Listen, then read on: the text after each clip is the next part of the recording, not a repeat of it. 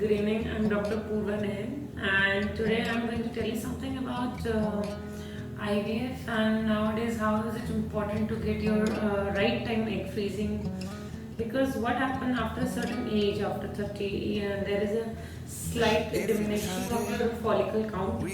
Follicle का मतलब क्या होता है? देखिए, प्राइमरी वो साइट होता है जो फीमेल जब फीमेल फीटस होती है, जब वो माँ के पेट में होती है, तो वो फॉलिकल्स और ऑलरेडी जितने अंडे उसके ओवरीज में होते हैं वो ऑलरेडी प्री डिसाइडेड होते हैं.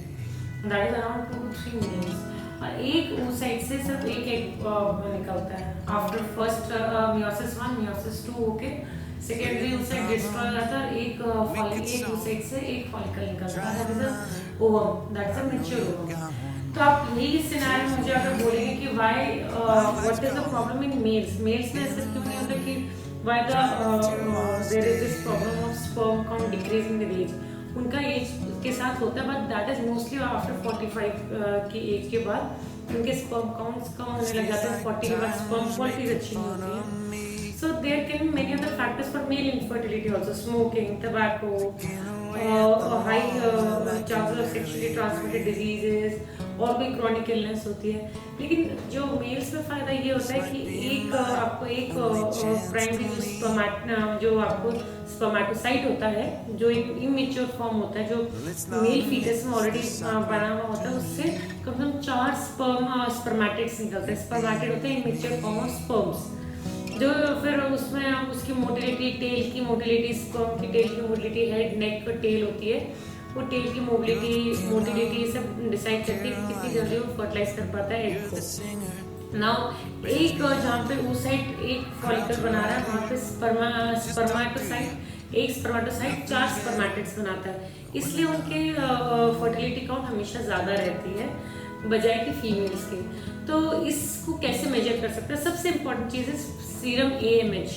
AMH एक ऐसा हार्मोन है, एंटी मलेरियल हार्मोन, जो आपके जितने आपके फॉलिकल्स ओवरी में मेच्योर जितने भी बचे होते हैं वो एक हार्मोन रिलीज करते हैं. तो एक ये इसकी प्रिडिक्टिव वैल्यू बहुत अच्छी आती है. एक स्पेसिफिक मार्कर है ये जानने के लिए कितने लगभग फॉलिकल बचे हुए होते हैं. तो एक लगभग रेंज लगा लो तो 0.9 से 9 तक एक रेंज होती है.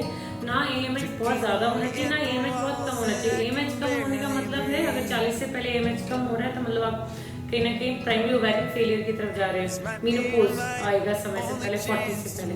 और अगर AMH बहुत ज़्यादा 9 के आसपास है तो यानी कि आप PCOD, PMOS जो आजकल कहते हैं उसमें कन्वर्ट हो चुके हैं, यानी फॉलिकल्स इमेच्योर है.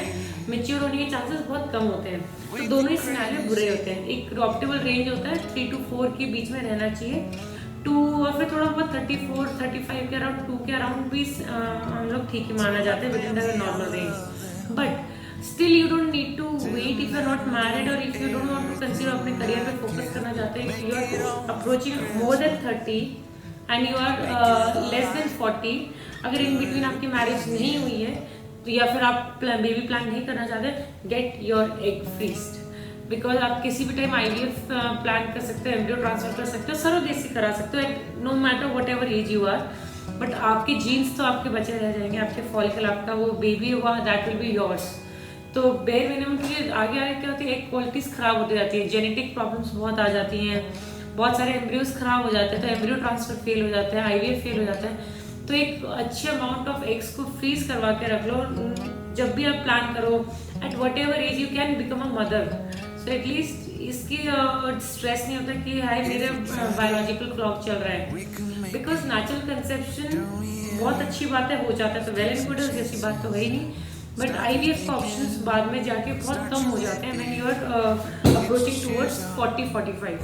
तो दैट इज वाई ये जो आप लोग देखते हो, हर हीरोइन है हमारे, हर मॉडल है, हर सेलिब्रिटी है, ये कितनी आराम से ट्विंस करती है, ट्रिपलेट्स करते हैं, बिकॉज दे हैव उनके एक उनका अप्रोच बिल्कुल क्लियर कट रहता है कि I have to get egg freezed if I am not planning to get married right now. जो फराह खान ने बहुत पहले कराया था ट्रिपलेट्स करके, उस टाइम पे ट्रेंड में भी नहीं था. अब तो लोग, मैं आए दिन देखती हूँ नॉर्मली अनमैरिड फीमेल और लड़कियाँ जो कहीं ट्रैवल कर रही हैं, बिजनेस कर रही हैं, वो अभी एग फ्रीज करवा रही होती है. जो प्लान कर रहे हैं वो तो डेफिनेटली एग फ्रीज कराने के साथ साथ नेक्स्ट सेकंड एम्ब्रियो ट्रांसफर भी करा लेते हैं after mature good embryo forming thing. तो देसी ब्लिंग में आपने देखा होगा कितने सारे एम्ब्रियोज फेल हो जाते हैं या कुछ भी ऐसे प्रॉब्लम शुरू हो जाती है, तो इट्स बेटर कि टाइम रहते हुए अपने एज फ्रीज करा लीजिए। और जो ये आप सेलिब्रिटीज को देखते हो, किसी भी एज में लोग माँ बन जाती हैं, किसी भी एज में शादी कर रही होती है, they don't have any problem because they have a very correct approach towards their life. बहुत सिस्टमेटिकली और बहुत ओपन माइंडेडली वो लोग काम करते हैं।